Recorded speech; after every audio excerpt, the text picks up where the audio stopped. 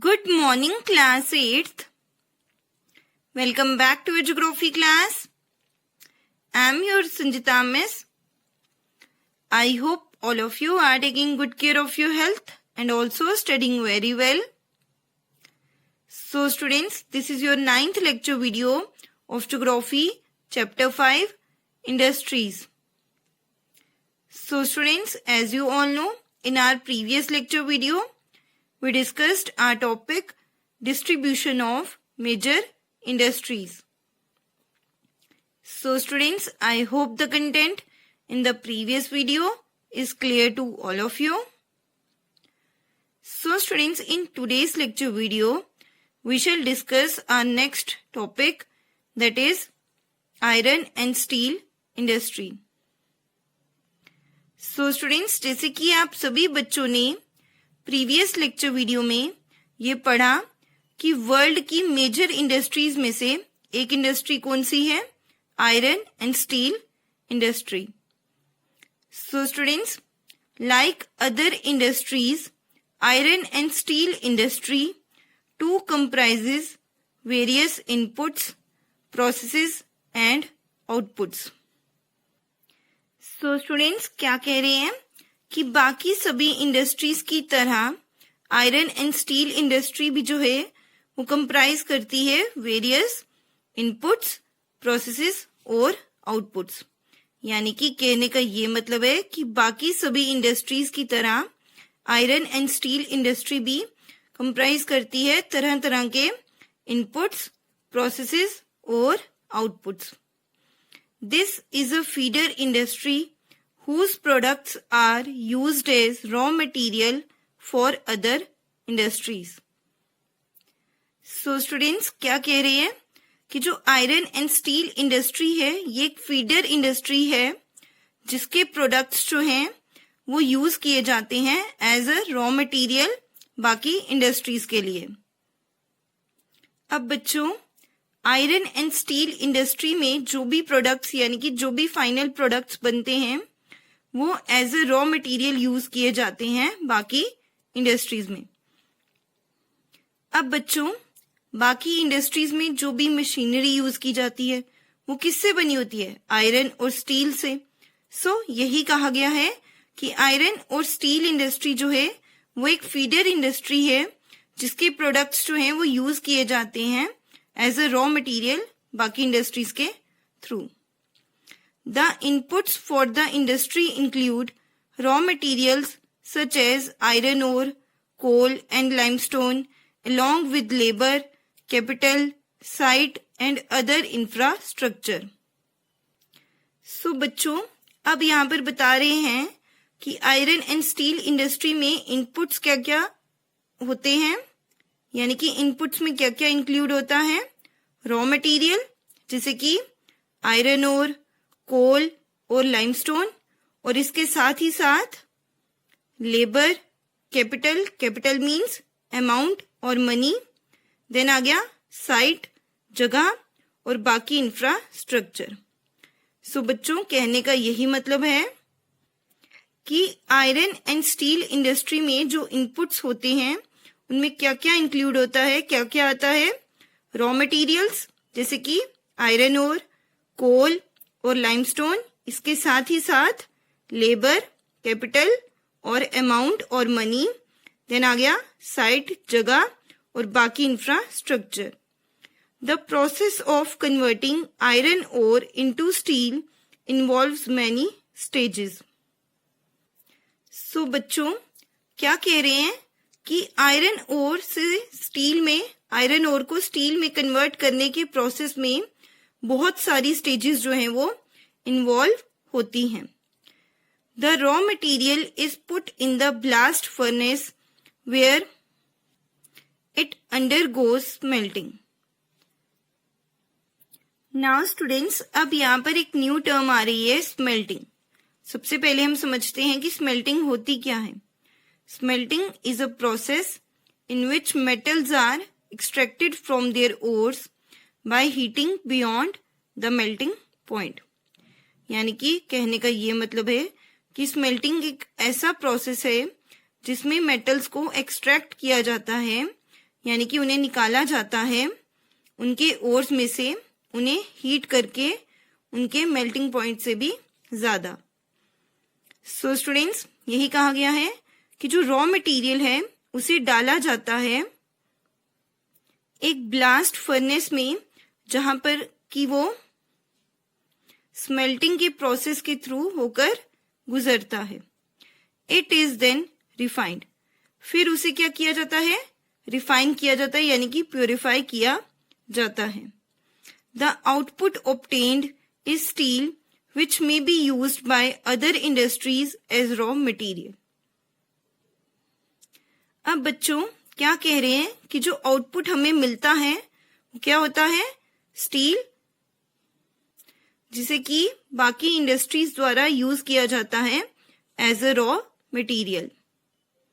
यानी कि कहने का ये मतलब है कि जब उसे रिफाइन कर दिया जाता है, यानी कि प्योरीफाई कर दिया जाता है, उसके बाद जो हमें आउटपुट मिलता है वो क्या होता है?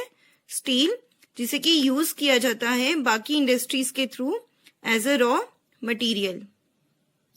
नाउ स्टूडेंट्स, आपकी बुक में यहाँ पर एक पिक्चर शेयर की गई है जिसमें बताया गया है मैन्युफैक्चरिंग ऑफ स्टील की स्टील जो है वो किस तरह से मैन्युफैक्चर होता है, जिसमें बताया गया है कि 8 टन ऑफ कोल, यानी कि 8 टन कोल, साथ ही साथ 4 टन ऑफ आयरन ओर, यानी कि 4 टन आयरन ओर के, और 1 ton of limestone. 1 ton limestone का कितना देता है हमें? 1 टन ऑफ स्टील। 1 टन हमें स्टील देता है। Now students, steel is tough and it can easily be shaped, cut और मेड इनटू वायर। सो बच्चों क्या कह रहे हैं कि जो स्टील होता है वो टफ होता है, यानी कि हार्ड होता है, और इसे इजीली जो है यानी कि आसानी से शेप करा जा सकता है, कट किया जा सकता है, और इससे वायर्स भी बनाई जा सकती हैं। यानी कि स्टील जो है वो बहुत ही टफ होता है, हार्ड होता है, और इसे इजीली यानी कि आसानी से शेप करा जा सकता है, कट करा जा सकता है, और वायर्स भी बनाई जाती हैं। Special alloys of steel can be made by adding small amounts of other metals such as aluminium, nickel and copper। So बच्चों क्या कह रहे हैं कि जो स्पेशल एलॉयज हैं स्टील के वो भी बनाए जाते हैं ऐड करके स्मॉल अमाउंट्स, यानी कि छोटे अमाउंट, छोटी क्वांटिटीज बाकी मेटल्स की, जैसे कि एल्यूमिनियम, निकल और copper. Alloys give steel unusual hardness, toughness और ability to resist rust। So बच्चों क्या कह रहे हैं कि जो alloys है वो स्टील को एक unusual यानी कि एक एक्स्ट्रा ऑर्डिनरी, एक बहुत ही स्पेशल जो है वो हार्डनेस देते हैं, टफनेस देते हैं, और साथ ही साथ रस्ट को यानी कि जंग को रेजिस्ट करने की, उससे रोकने की एबिलिटी भी देते हैं। Now students, steel is often called the backbone of modern industry. So बच्चों क्या कह रहे हैं कि स्टील को बैकबोन ऑफ मॉडर्न इंडस्ट्री भी कहा जाता है। Almost everything we use is either made of iron or steel or has been made with tools and machinery of these metals. So बच्चों क्या कह रहे हैं कि ऑलमोस्ट एवरीथिंग यानी कि लगभग सब कुछ जो भी हम यूज करते हैं वो या तो आयरन या फिर स्टील से बना होता है, या फिर इन मेटल्स की के टूल्स और मशीनरी से बना होता है। यानी कि कहने का ये मतलब है कि लगभग हम सब कुछ जो भी यूज करते हैं वो या तो आयरन या फिर स्टील से बना होता है, या फिर इन मेटल्स के टूल्स और मशीनरी से बना होता है। Ships, trains, trucks and autos are made largely of steel. So बच्चों क्या कह रहे हैं कि शिप्स, ट्रेन्स, ट्रक्स और ऑटो रिक्शास ये सब किसके बने होते हैं? ज्यादातर स्टील के बने होते हैं। Even the safety pins and the needles you use are made from steel. Even की जो सेफ्टी पिन्स और नीडल्स आप यूज करते हैं, जो सुई आप यूज करते हैं, ये सब भी किसकी बनी हुई है? स्टील की ही बनी होती है। Oil wells are drilled with steel machinery. Oil wells यानी कि तेल के कुएं भी ड्रिल करे जाते हैं, यानी कि खोदे जाते हैं स्टील मशीनरी की मदद से। Steel pipelines transport oil. Steel pipelines के थ्रू ही ऑयल को ट्रांसपोर्ट करा जाता है। Minerals are mined with steel equipment.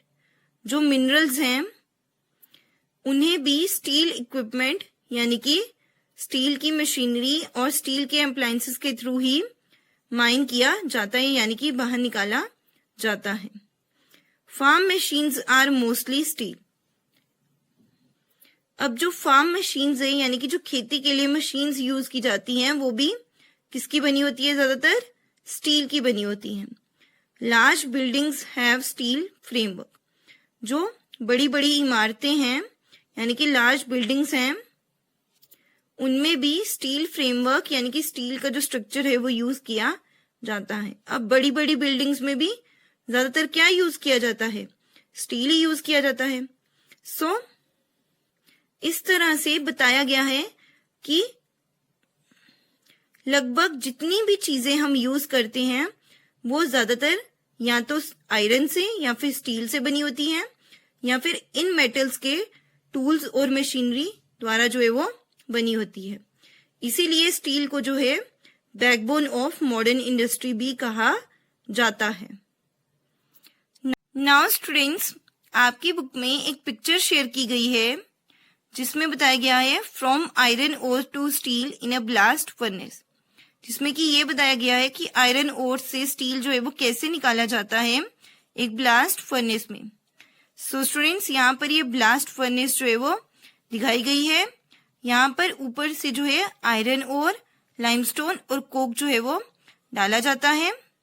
अब बच्चों, इस ब्लास्ट फर्नेस में इन तीनों को जो है वो हीटअप किया जाता है इनके मेल्टिंग पॉइंट के बियॉन्ड, और फिर इसमें से जो है मेटल्स को यानी कि आयरन और स्टील को जो है वो एक्सट्रैक्ट किया जाता है, निकाला जाता है। यहाँ से देखिए जैसे कि मोल्टन आयरन जो है वो यहाँ से बाहर निकल रहा है और यहाँ से निकल रहा है slag. Slag means waste material separated from metals. So students, आज के लेक्चर वीडियो में हमने एक मेजर इंडस्ट्री यानी कि आयरन एंड स्टील इंडस्ट्री के बारे में पढ़ा। सो स्टूडेंट्स, आई होप आज के लेक्चर वीडियो में आपको जो भी पढ़ाया गया है वो आपको अच्छे से समझ आ गया हो। फिर भी अगर किसी बच्चे को कुछ डाउट हो, कुछ समझ नहीं आया हो, तो बच्चों जब आपकी चैट ओपन करी जाएगी तब आप अपने डाउट्स वहां पर पूछ सकते हैं। Thank you students, have a nice day.